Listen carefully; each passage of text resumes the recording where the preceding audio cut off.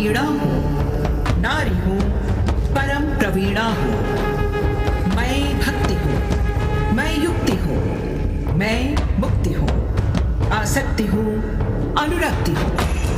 मैं सर्वगुण संपन्न नारी शक्ति हूँ। स्वयं सिद्धा सौम्या हूँ, स्थिरा हूँ, धवलधानी धैर्यधारी मैं धरा हूँ।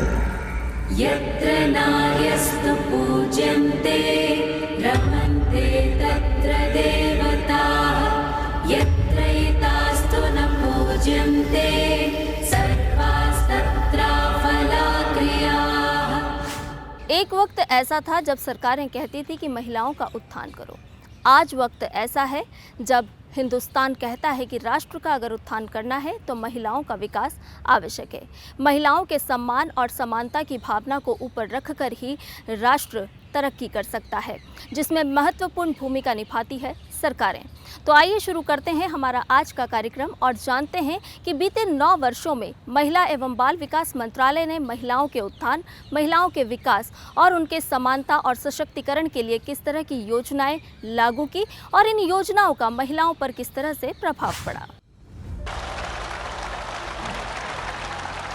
मैं नरेंद्र दामोदर दास मोदी, प्रधानमंत्री नरेंद्र मोदी के नेतृत्व वाली केंद्र सरकार अपने कार्यकाल के 9 वर्ष पूरे कर चुकी है। इस दौरान देश को वैश्विक स्तर पर अव्वल बनाने के लिए सरकार ने कई अभिनव पहल की। एक विकास गुरु के रूप में पहचान बनाने वाले प्रधानमंत्री नरेंद्र मोदी के दूरदर्शी नेतृत्व ने आर्थिक विकास, सामाजिक कल्याण और तकनीकी प्रगति पर जोर देने वाली कई आर्थिक और सामाजिक योजनाओं की शुरुआत पिछले 9 वर्षों के दौरान की। ये योजनाएं विकास को गति देने के साथ ही समृद्ध भारत का सपना पूरा कर रही है। देश का परचम अब ऊंचा उड़ रहा है, बरसों का अंधेरा रोशन हो रहा है, गरीब की रसोई से धुआं हट रहा है। मेरा देश, मेरा देश, मेरा देश, मेरा देश बदल रहा है, आगे बढ़ रहा है, मेरा देश बदल रहा है। महिलाएं हमारे समाज की रीढ़ है, वो हमारे भविष्य को साकार करने में महत्वपूर्ण भूमिका निभाती है और इसीलिए महिलाओं का विकास न केवल हमारी नैतिक जिम्मेदारी है बल्कि सतत विकास के लिए आवश्यक शर्त भी है। और इसीलिए महिला एवं बाल विकास मंत्रालय ने महिलाओं के विकास के लिए कई योजनाएं लागू की और चरणबद्ध तरीके से इन 9 वर्षों की यात्रा तय की। संख्यात्मक रूप से महिलाएं मानवता का आधा हिस्सा है और उनका प्रभाव समाज, राजनीति, अर्थव्यवस्था सहित कई आयामों को प्रसारित करता है। आज का जागरूक समाज अपनी विकास यात्रा में लैंगिक समानता और महिला सशक्तिकरण की केंद्रीयता को पहचान रहा है।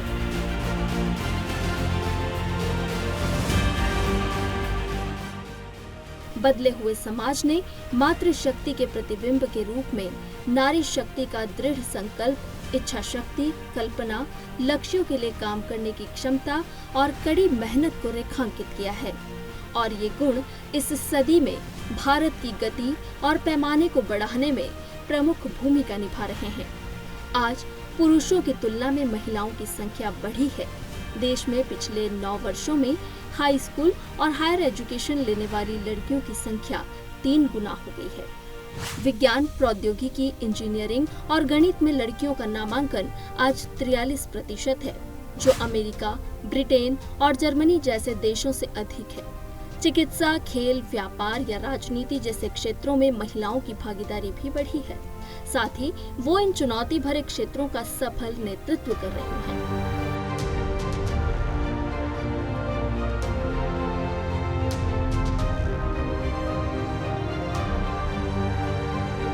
महिलाओं के सर्वांगीण विकास के लिए महिला एवं बाल विकास मंत्रालय ने कई योजनाओं की शुरुआत की है और एक ऐसा वातावरण देने का प्रयास किया जिससे महिलाएं सुरक्षित और सशक्त बन सकें। महिलाओं को सशक्त बनाने के लिए महिला एवं बाल विकास मंत्रालय ने महिलाओं की सुरक्षा, संरक्षा और सशक्तिकरण के लिए विशिष्ट योजना के रूप में मिशन शक्ति के नाम से एकीकृत कार्यक्रम शुरू किया, जिसके अंतर्गत 14 योजनाएं महिला उत्थान के लिए कार्य कर रही हैं। यह योजना महिलाओं के संपूर्ण जीवन चक्र में सकारात्मक बदलाव भी ला रही है।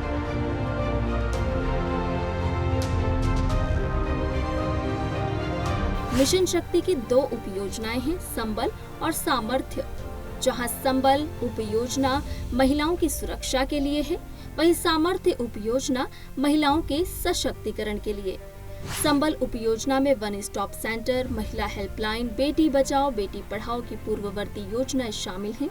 इसके अलावा ये योजना समाज और परिवार के भीतर वैकल्पिक विवाद के समाधान एवं लैंगिक न्याय को बढ़ावा देने का भी काम कर रही है।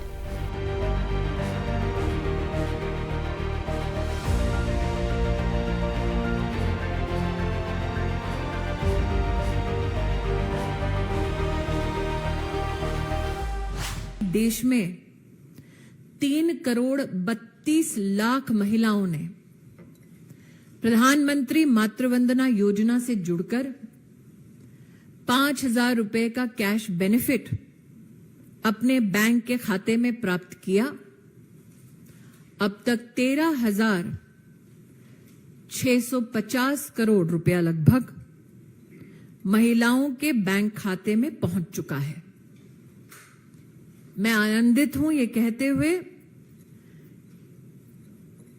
कि बेटियों के संरक्षण और माता के संपूर्ण स्वास्थ्य की व्यवस्था को देखते हुए हाल ही के बजट में भारत सरकार ने अब ये तय किया है कि अगर दूसरा बच्चा लड़की होगी तो 6,000 रुपए सीधा ऐसी माता के बैंक के खाते में ट्रांसफर किया जाएगा।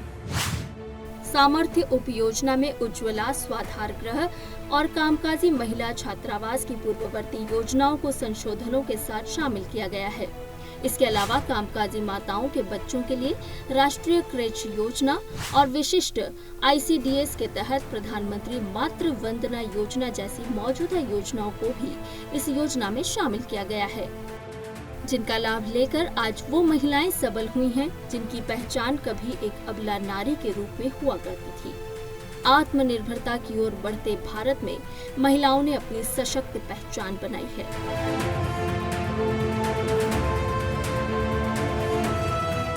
ध्यान देने वाले प्रमुख क्षेत्रों में से एक महिला उद्यमिता भी है, जिसे भारत लैंगिक समानता और आर्थिक विकास प्राप्त करने के लिए महत्वपूर्ण मानता है। इस क्षेत्र में महिलाओं ने महत्वपूर्ण प्रगति की है। 230 मिलियन से अधिक महिलाओं ने व्यावसायिक ऋण प्राप्त किया है, जिससे भारत में जमीनी स्तर पर उद्यमिता के अवसर पैदा हुए हैं। मोदी सरकार ने महिला को आर्थिक रूप से सशक्त करने के लिए 27 करोड़ महिलाओं का जनधन का अकाउंट खोला।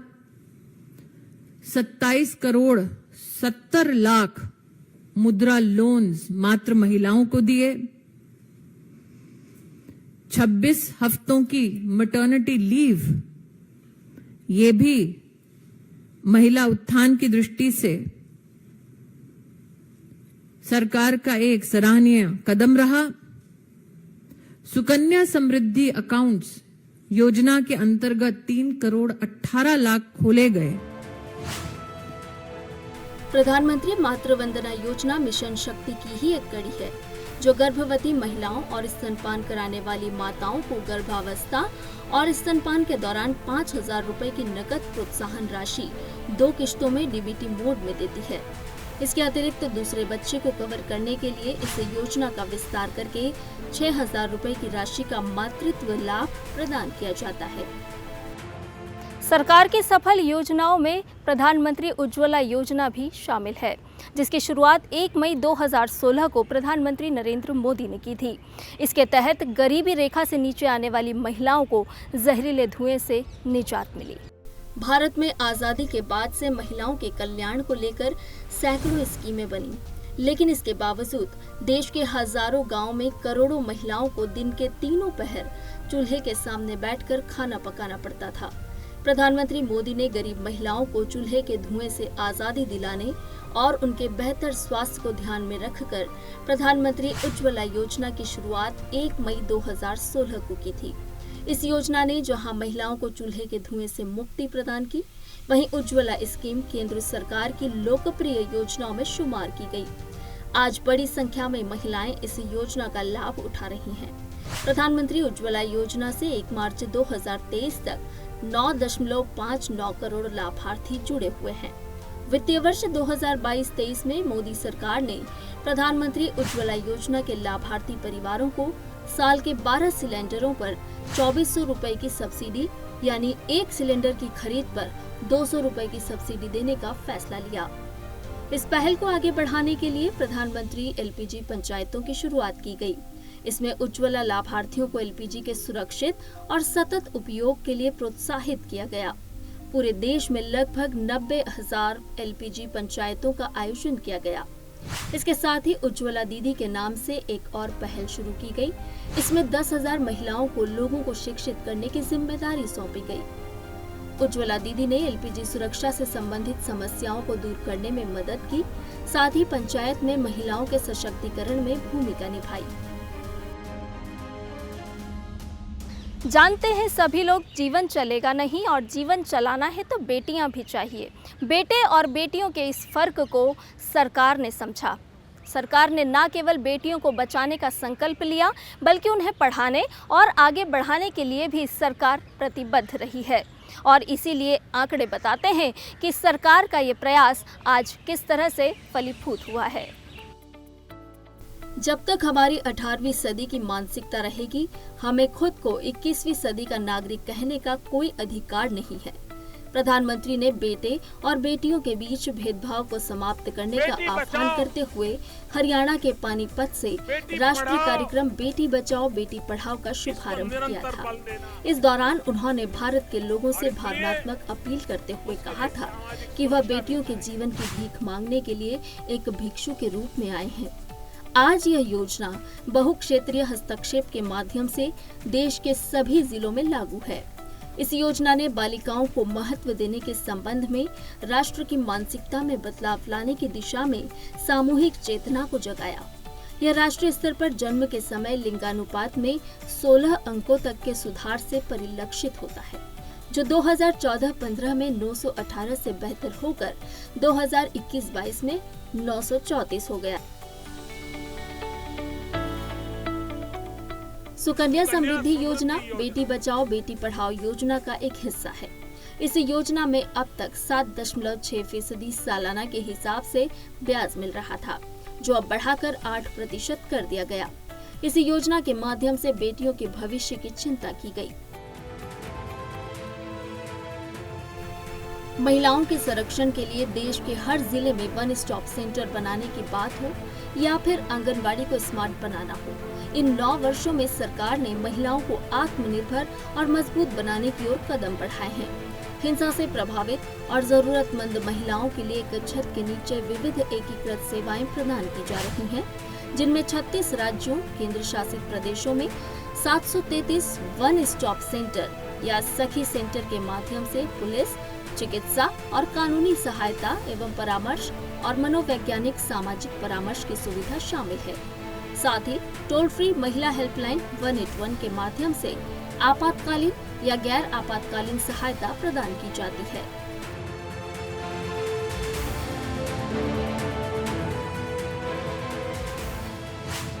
प्रधानमंत्री जी ने आदेश दिया कि देश के हर जिले में महिला संरक्षण के लिए वन स्टॉप सेंटर बने। 801 सेंटर भारत सरकार ने अप्रूव किए। वर्तमान में 733 सेंटर्स देश में फंक्शनल हैं। प्रदेशों से मांग आई कि जहां जहां जिस जिले की आबादी ज्यादा है या जहां पर incidents of crime against women, महिला के खिलाफ वारदातें ज्यादा हैं, वहां पर वन स्टॉप सेंटर की संख्या बढ़ाई जाए तो अब 300 और सेंटर्स खोलने का बजट भारत सरकार ने सुनिश्चित कर दिया है। आंकड़ों पर नजर डालें तो देश भर में 34 से ज्यादा महिला हेल्पलाइन ने भारत सरकार के इस प्रयास के माध्यम से 1 करोड़ 26 लाख कॉल अटेंड किए, जिसमें से 64 लाख महिलाओं की मदद हुई। हमारे देश में 34 से ज्यादा महिला हेल्पलाइंस ने भारत सरकार के इस प्रयास के माध्यम से 1 करोड़ 26 लाख कॉल्स को अटेंड किया, जिसमें से 64 लाख महिलाओं की मदद हुई। ये सब भारत सरकार, प्रदेश सरकारों के समन्वय से और भारत सरकार की निधि से संभव हुआ है। अहमदाबाद, बेंगलुरु, चेन्नई, दिल्ली, हैदराबाद, कोलकाता, लखनऊ और मुंबई, इन 8 शहरों में सेफ सिटी प्रोजेक्ट के लिए फंड उपलब्ध कराया गया। हर पुलिस स्टेशन में महिला हेल्प डेस्क बनाने के संकल्प को साकार करने के लिए अब तक 13,550 हेल्प डेस्क विभिन्न थानों में बने। 1023 फास्ट ट्रैक कोर्ट्स, जिनमें से 418 कोर्ट विशिष्ट रूप से पॉक्सो कोर्ट हैं। देश में 780 से ज्यादा जिलावार एंटी ह्यूमन ट्रैफिकिंग यूनिट्स की स्थापना बताती है कि महिला हित में महिला एवं बाल विकास मंत्रालय की 9 वर्षीय यात्रा किस प्रकार की रही। संकल्प भारत सरकार का था कि हर पुलिस स्टेशन में महिला हेल्प डेस्क बने। अब तक देश में 13,550 महिला हेल्प डेस्क पुलिस स्टेशंस में उपलब्ध कराए गए हैं। अब तक 14,500 सेक्सुअल असॉल्ट एविडेंस किट्स उपलब्ध कराई गई हैं। पिछले 9 सालों के दौरान मोदी सरकार ने निर्भया फंड के अंतर्गत राज्य सरकारों और भारत सरकार के अन्य प्रकल्पों के साथ 12,000 करोड़ रुपए के प्रोजेक्ट्स को अप्रेज किया। प्रधानमंत्री जी के आदेश अनुसार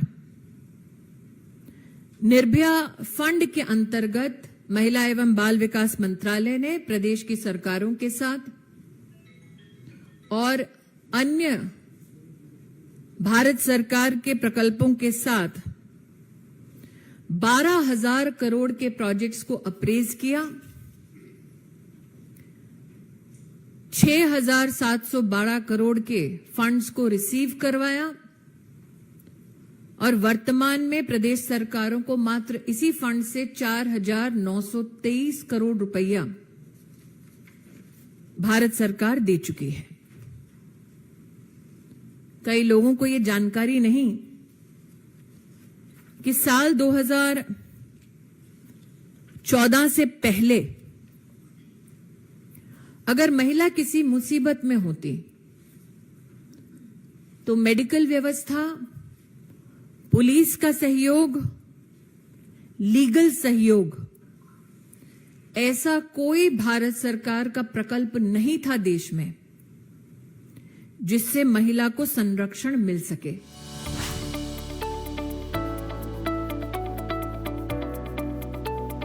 पोषण स्वास्थ्य और विकास का महत्वपूर्ण हिस्सा है। यह एक बुनियादी मानवीय आवश्यकता है तो स्वस्थ जीवन का आधार भी। न केवल बच्चे बल्कि मां के पोषण पर भी ध्यान दिया जाना चाहिए और ये ध्यान दिया महिला एवं बाल विकास मंत्रालय ने। अच्छे स्वास्थ्य का उत्सव कुपोषण के खिलाफ लड़ाई की याद दिलाता है। पोषण और अच्छे स्वास्थ्य को बढ़ावा देने वाली गतिविधियों के केंद्र के रूप में ग्राम पंचायतों पर महिला एवं बाल विकास मंत्रालय का ध्यान केंद्रित है।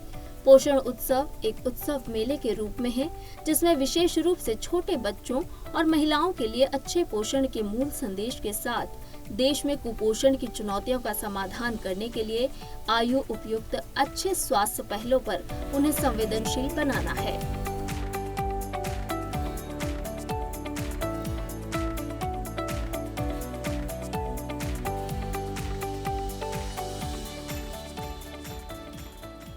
देश की आंगनबाड़ी अब स्मार्टफोन से जुड़ी हैं, जिसके लिए 11 लाख स्मार्टफोन वितरित किए जा चुके हैं।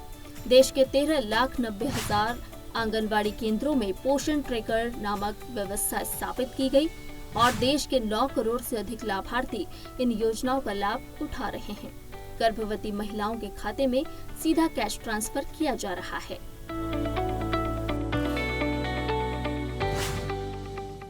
भारत सरकार ने पोषण ट्रैकर नामक टेक्नोलॉजी की एक व्यवस्था देश के 13,90,000 आंगनवाड़ीज में स्थापित की, जिसके चलते 9 करोड़ से ज्यादा बेनिफिशियरी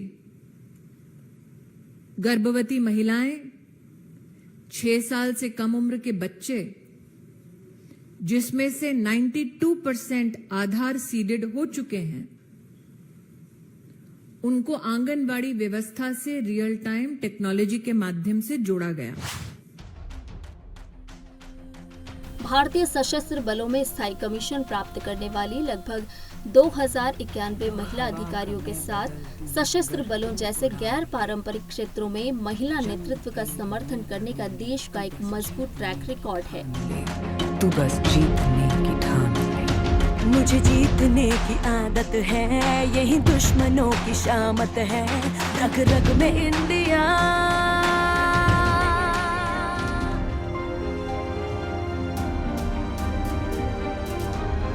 पीएम आवास ने महिलाओं को घर के आर्थिक फैसले लेने में एक नई आवाज दी है, तो भारत सरकार की एक प्रमुख योजना आयुष्मान भारत 500 मिलियन से अधिक नागरिकों को निःशुल्क उपचार प्रदान करके प्राथमिक, माध्यमिक और तृतीयक स्तर पर स्वास्थ्य सेवा प्रणाली को कवर करती है, जिनमें से 39.3% लाभार्थी महिलाएं हैं।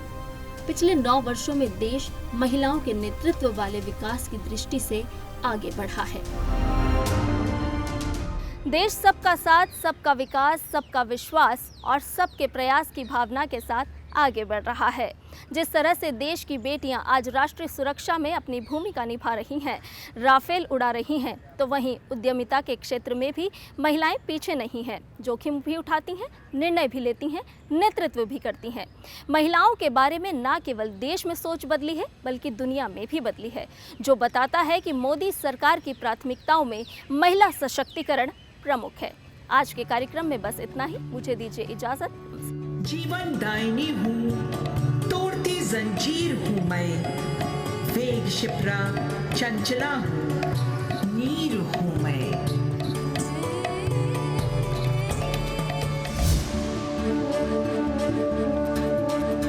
मस्त मलयानिल मधुर आवेग हूँ मैं, शुद्ध पावन सी